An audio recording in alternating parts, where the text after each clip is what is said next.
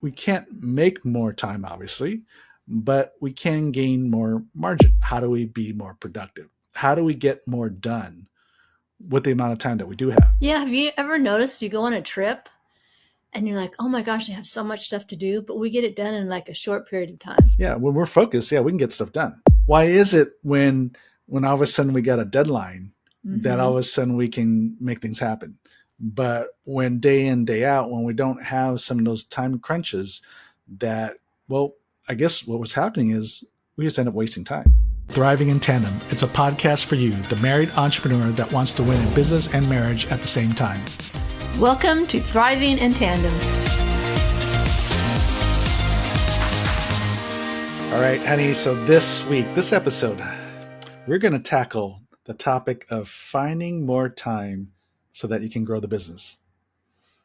How's that? And who doesn't want more time? I mean, that is, and this is like one of those issues that time is like one of those topics that a lot of people are going to say, I don't have enough of. And it's just not about even business, it's just life in general, right? It's like we're so busy. And in fact, episode 156, by the way, we talked about this, right? So if you're just joining us, if you're a new listener, that episode 156, we talked about time as your friend instead of your enemy, more from a global life issue. And then today we're going to really delve into the business and how to find more time to grow the business. Because if you're like a lot of business owners, and even me early on, that we're busy and we're so busy, but it doesn't seem like the business is gaining the traction and the growth that we want. But we're so busy. Well, just because we're busy doesn't mean we're productive either, right? Yeah. So we always talk about, God, I need to have more time in a day to accomplish the things we need to accomplish to grow the business. But do we need really more time? And in fact, isn't that the reason why our life is a little bit out of balance? Because we're talking about, our podcast is Thriving in Tandem. How do we, as husband and wife, grow and do life better together? And one of those issues is around time, and that we're spending so much time on the business that we're not having enough quality time with our spouse and with the kids, right? Yes, exactly. So we see that a lot. We can't make more time, obviously, but we can gain more margin. We can get more margin in time, which really goes down to how do we be more productive? How do we get more done with the amount of time that we do have? Yeah, have you ever noticed you go on a trip and you're like, oh my gosh, I have so much stuff to do, but we get it done in like a short period of time? Yeah, when we're focused, yeah, we can get stuff done. And so a lot of that is because, why does that happen? Why is it when all of a sudden we got a deadline that all of a sudden we can make things happen? But when day in, day out, when we don't have some of those time crunches, that, well, I guess what was happening is we just end up wasting time and we don't know it. And I think too, like when you're under that time crunch, it's easier to say no to a lot of things because you can't get everything done. Mm-hmm. And so what if we kind of had that same mindset on a day-to-day basis? And really, like what you're saying, honey, is like all of a sudden when you have a deadline, you start focusing on the priority items. Mm-hmm. And some of those things we're saying no to, we're saying it's a lower priority item, at least for now. But I think we need to adopt that same mindset day in, day out.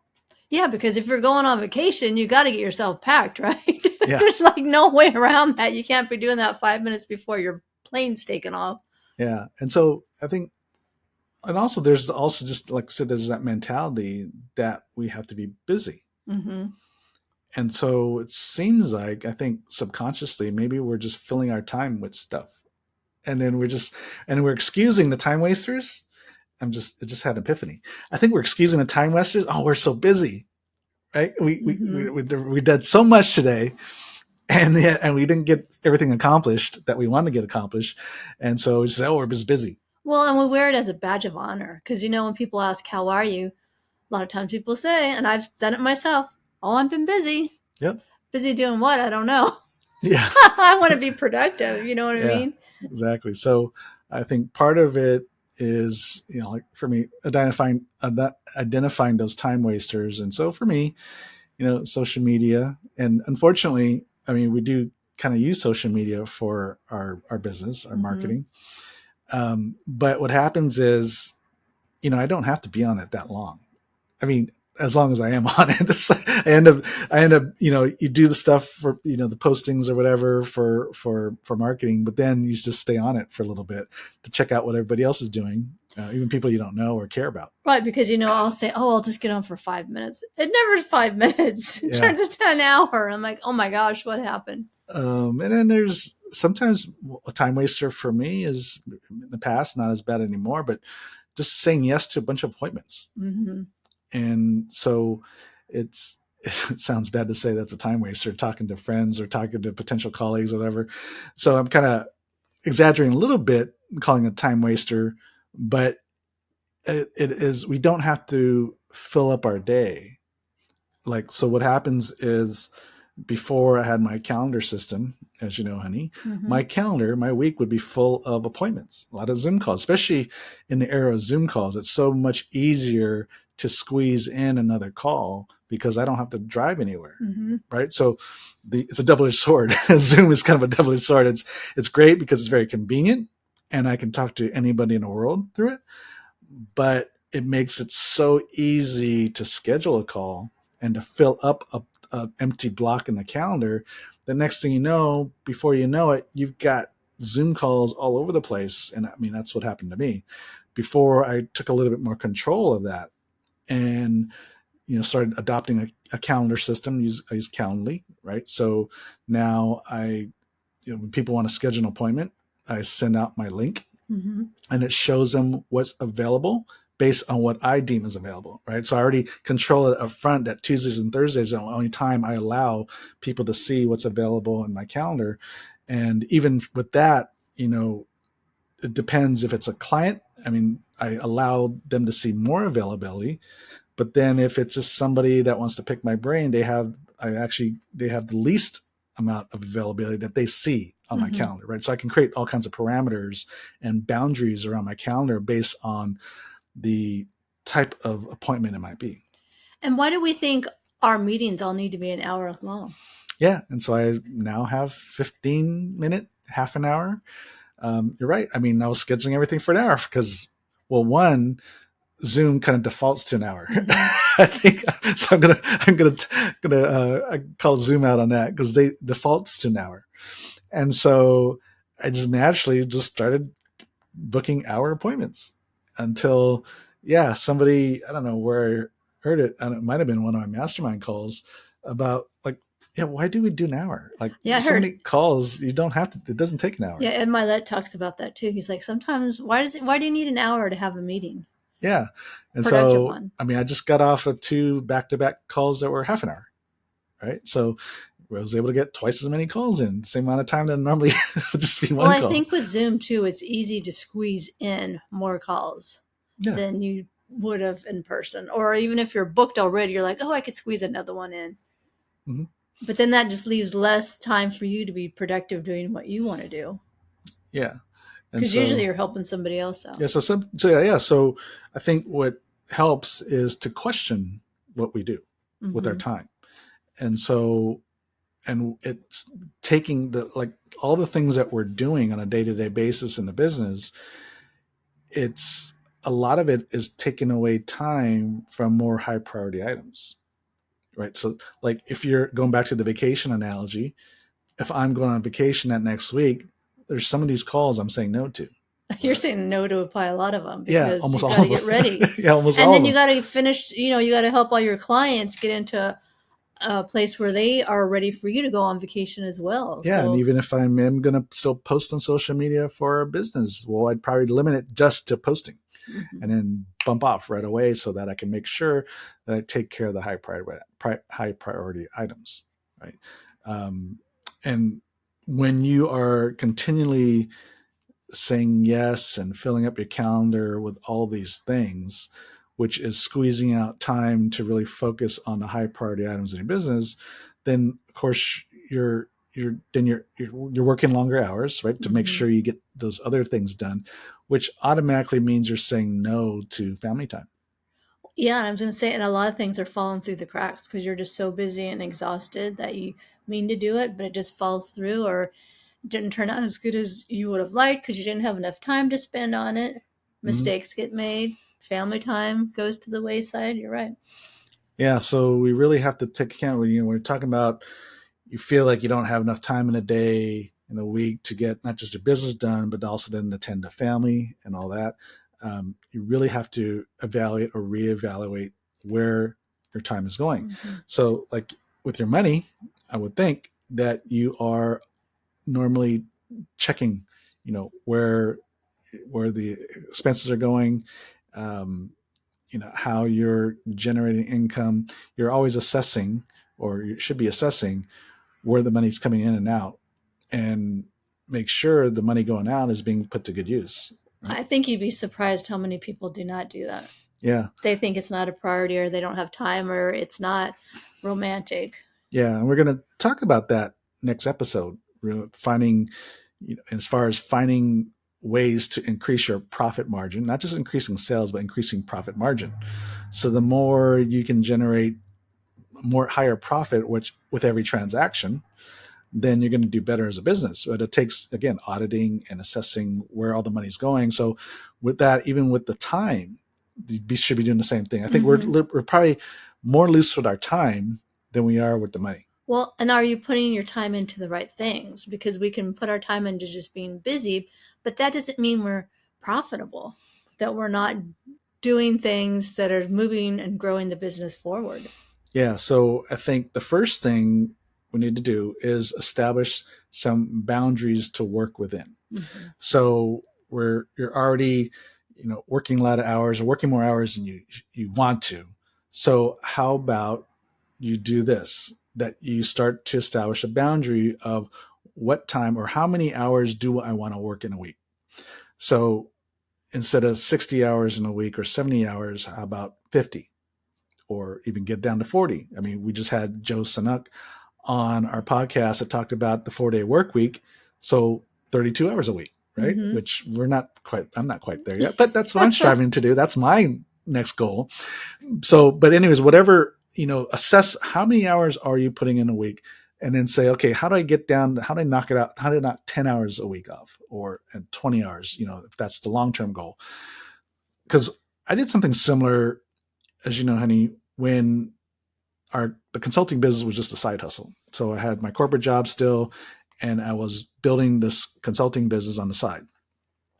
So, which meant I had to put, work a full day, obviously, for my employer. And then at night, basically, is when I would work on the consulting. And so as as it was growing, I was also starting to work longer hours. I was trying to get to the point where the idea was, right, to get my consulting business, the side hustle, to make as much money as my day job. And then at that point, then I would leave, which didn't quite work out that way. But all I have to say is that was the idea. So, trying to grow the business, grow the business, grow the business. And what was happening was I was working till 2 a.m. sometimes. And it got to a point where it was almost routine, where 2 a.m. bedtime was kind of the norm. And, part of that too was I had this mentality, we have a hustle and grind mentality, and it's work, work, work, work, work. Got to be busy, got to be busy. In order to achieve, in order to get the next level, you got to make some sacrifices and you got to work a lot. And so I think I had that in the back of my mind. So it was almost like I was looking for reasons to work till 2 a.m. I mean, Well, because we're told that all the time. yeah. I mean, I remember as a child having a family business. Gotta be busy, gotta be busy, gotta be doing something all the time. You just can't sit and take a break or relax or. Yeah, because if I'm not working, then I'm falling behind. Mm-hmm. And so I think I kind of had that mindset. And so, I kind of, naturally, as time went on, I just started working later and later hours. And then it got to that point where I was just exhausted. Even though I wasn't working on the weekends typically, that I was still so exhausted that, well, honey. Yeah, you would take the dog out and you're like, afterwards, you're like, oh, just let me sit in my chair for a minute. I just need a break. And then you know what happened. He zonked out for the rest of the day or Yeah, need to take a afternoon. nap after I woke up. Went back to sleep more like it, but So then it got to a point where I was like, okay, this isn't working out. Um, so I set a boundary of, okay, I want to get to bed by 11. And so with that, what it forced me to do was really take a look at the time I was spending in the business and determining, okay, what's productive versus what's just busy work, what is going to actually take the business forward versus what is, again, just busy work. mm-hmm. And I really had to be focused on minimizing that busy work so that I can focus most of my time that I was working on the business at night on the stuff that was going to be high growth activities. So, part of it was marketing, but part of it is also doing the work. Obviously, needed to do that. Also needed to market, which back then was a lot of networking. So then I had to start being pickier and choosier about what networking events I went to because always it was in the evening. And so I had to find out, okay, what's bringing a return, what's just a time waster, and then of course any other external marketing things I was doing, whether it's writing emails, e-blasts, and that kind of stuff. I had to really be focused on making sure I was focused because what happens too is when you're tired, you start doing a lot of um, busy work and you just start doing things. Mm-hmm. Like it was almost like because just like concentrating, like if I'm doing like financial analysis for a business, it takes a little brain power, and then you start looking for reasons to take your mind out to kind of rest a little bit. So I think I started going on LinkedIn. You start looking on the website, you start doing browsing the internet, Mm-hmm. you start doing things that's not necessarily tied to what you need to do. But I think part of it too, when you're just exhausted, you're doing things, but it's not necessarily stuff for the business Well, it's harder to or be things that are productive. focused Yeah. And and just so, sit down and get it done because you're like, oh, I just need a distraction right now because I'm feeling a little yeah. tired or So when you're sleepy. working longer hours, working to 2 a.m. and all that, as the week goes on, it builds and builds and builds, and you get more and more exhausted. And you actually you're still up to 2 a.m. working, but you're not accomplishing as much, which goes to good segue. I Yes. didn't even plan this, but I'm just talking based on my own experience. And it's kind of interesting. I mean, I've told this story a little bit, right? Either, because we've been interviewing a lot of different podcasts. We've talked about this time issue a lot. And I've talked about, that side hustle period. But right now, as I'm talking, I'm realizing, oh yeah, I'm proving some research done by John Pinkovel. I'm not sure if I'm pronouncing that right, but he's an economist at Stanford, and so he did this productivity research and showed that in part of the research, one of the findings was there was no difference in productivity from people that work 50 hours a week versus 70. That's a lot of difference in hours. I mean, Yeah. 20 hours, So that's people a lot working of 20 time. additional hours, but there's no additional outcomes, no additional productivity. So I guess I'm just using my own example is this is what happens. Like you're working a lot of hours, but as the days go on in the week, you get more and more mentally and emotionally exhausted. Mm-hmm. And so your body naturally looks for an outlet to rest, take your mind off of something things. So you end up doing something of busy work that's not as mind intense or intellectually intense. And so um, and even if you're more in like blue collar job, it's going to be the same thing. You're going to look for opportunities to rest a little bit. And so, anyways, all that to say is your body, your mind, your mind and your body can't keep performing at a high level for long term. Mm-hmm. And so I think I even just showed that just even with my own personal example was, I started realizing I wasn't as um, productive as the weeks go on, as the days go on, because I was just tired. Mm-hmm. That makes sense because I know, like, if I need to do something that's really detailed and takes a lot of mind power, I try and do it first thing in the morning, Yeah, not at the exactly. end of the day or afternoon, because by that point, it's the last thing I want to do, and it's going to take me longer to get it done. Yeah, and they show that people talk about that. All these productivity experts talk about that all the time. Is whatever it takes. If the work you do takes a labor, then whatever is like the heavy thing, the thing that will it will require more physical strength or whatever, that you do some of those things task first thing in the morning when your body's more energetic, right? Because obviously as the day goes on, then you get less, your body just gets more and more tired. And then if your job or business is more like ours, where it's more mind power than it is physical power, then of course whatever is more takes more intellectual power, that do those things first thing in the morning or first thing in the day. Yeah, you'll do that. Like if you need to write some content or something, you're like, go in your office, shut your door for 2 or 3 hours first thing in the morning and just get it done because you don't want Yeah. any interruptions. And you just, when you get in the zone, you want to stay there. Yeah. So if you're happen to be on our email list, then those e-blasts that go out on Tuesdays, goes out on Tuesdays for a reason. One is it has nothing to do with algorithms. It's because I write them on Mondays. So Monday mornings, yes, I have my quiet time, Monday morning, and I do some kind of vision stuff, first thing in the morning on Monday, and then I go into the writing. Because yes, it does take more creativity, my mind's got to be sharper. So I knock that thing out Monday, because it's even better to do it Monday morning versus say Friday morning. Mm-hmm. Oh, big Because time. even I do find myself, and right now it's Friday as we're taping this, that I find myself even on a Friday morning, I'm not quite as sharp as Monday morning, right after I've kind of rested over the weekend.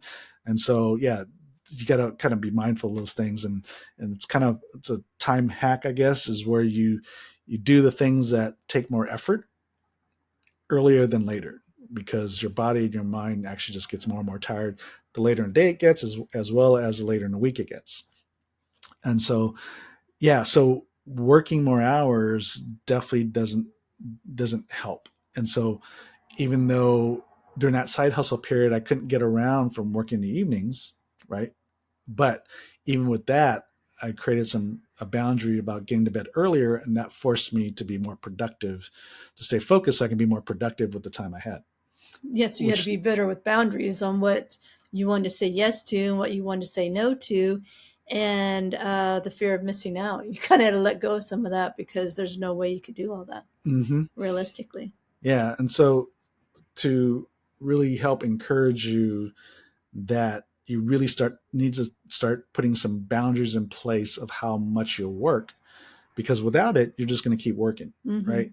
And so what happens when you create the boundary, like I did for 11 p.m., then it forced me to think about, look at my time, the time I'm putting in, where I'm putting my time, and then forced me to assess where I should be spending my time versus not. And then it's amazing, because you hear that saying about think outside the box, to be creative, think outside the box.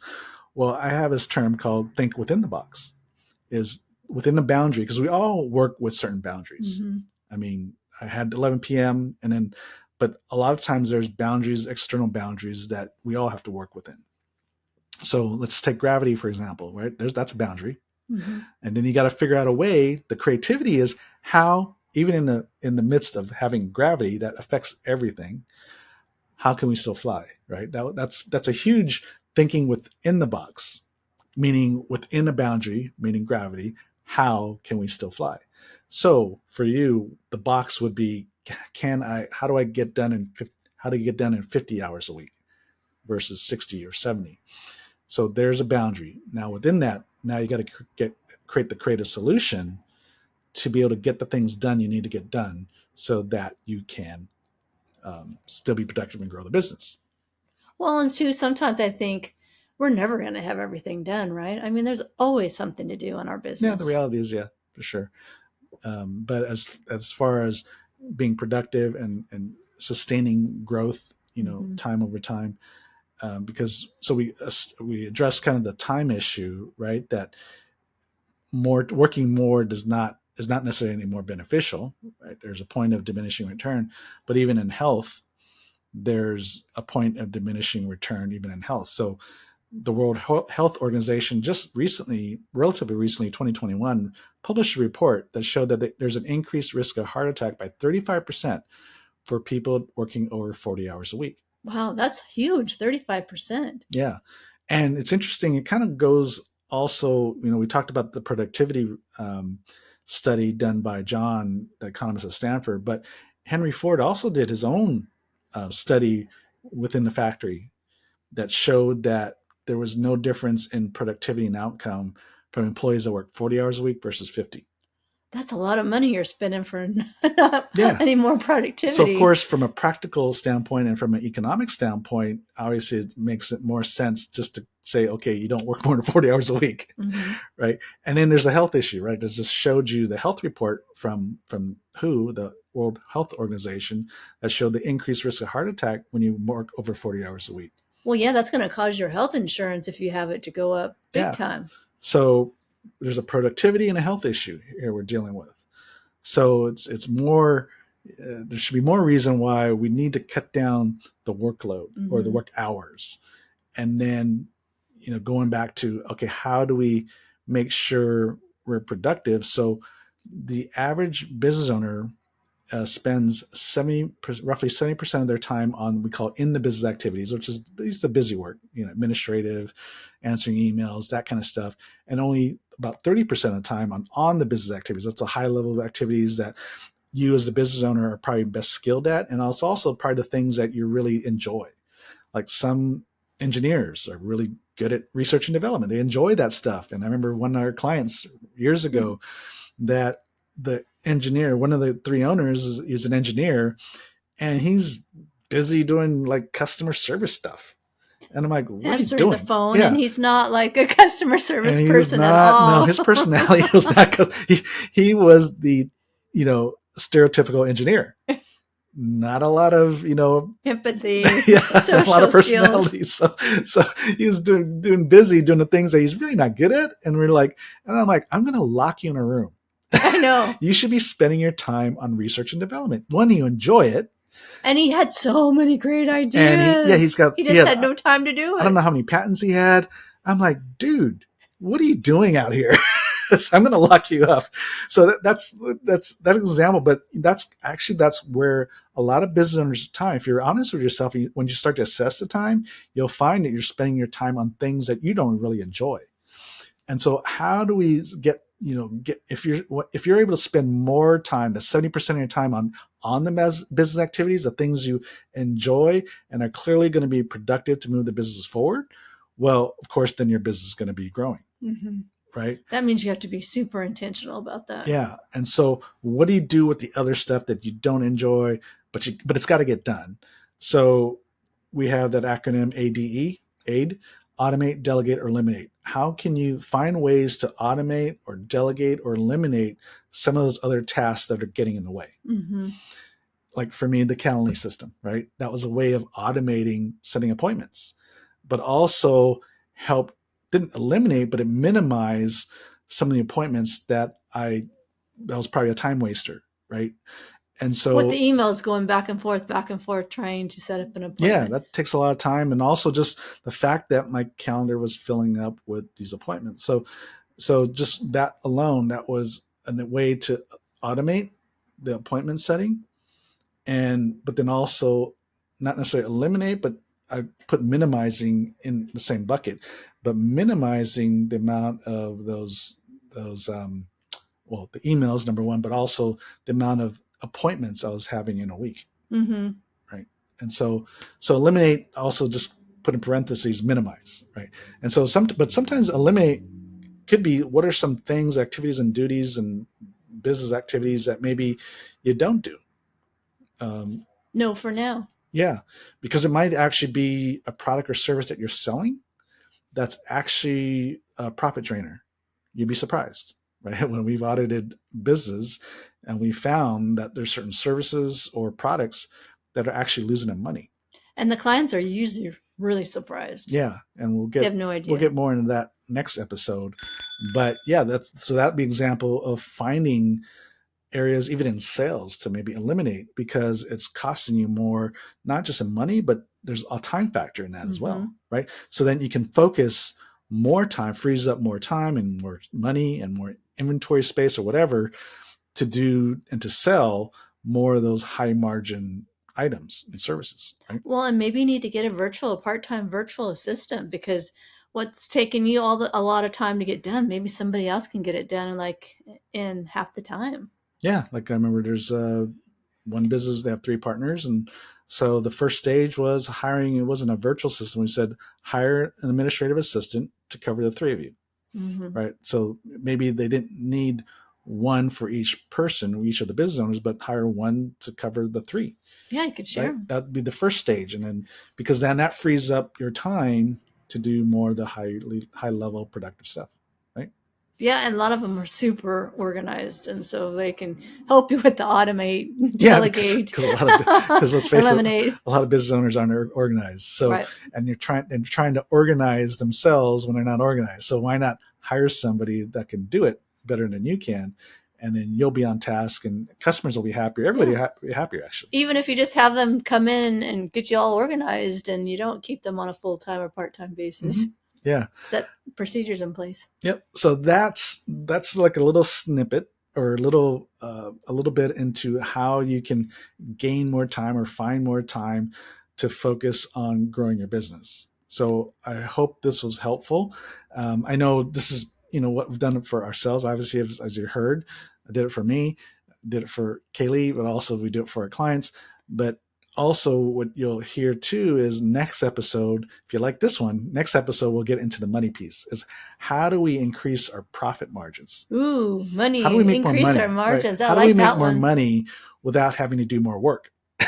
so there's Who doesn't want to hear that there's one? a theme here, right? We don't want you to just work more for the money. We want you to almost work less, right? How do we work less and make more? So we approach today was about time, finding more margin of time so you can be more productive. Next week is to be how do we find more money with what we're already selling. So thank you for listening. Please share this with another married entrepreneur that wants to hear this. They don't even know. Some people don't even know there's actually a solution. They're just grinding it out, right? Not stopping to pause and think about what are we doing? Is there a better way to do this thing? So that's what we're all about here at Thriving in Marriage or Thriving in Tandem podcast. See, it's our new name. It's our new name, and I flubbed it. Oh, it's but okay. It's Thriving in Tandem. So anyways, all that to say is thank you for listening. Please share this. And of course, please, we'd love to have a review. Thank you. And until next week, God bless. Thank you for listening to the Thriving in Tandem podcast. Please visit our website, marriedentrepreneur.co, for a variety of free resources to help your marriage and business succeed. And feel free to leave us a review and share this episode with another married entrepreneur. That would mean so much to us. See you next week.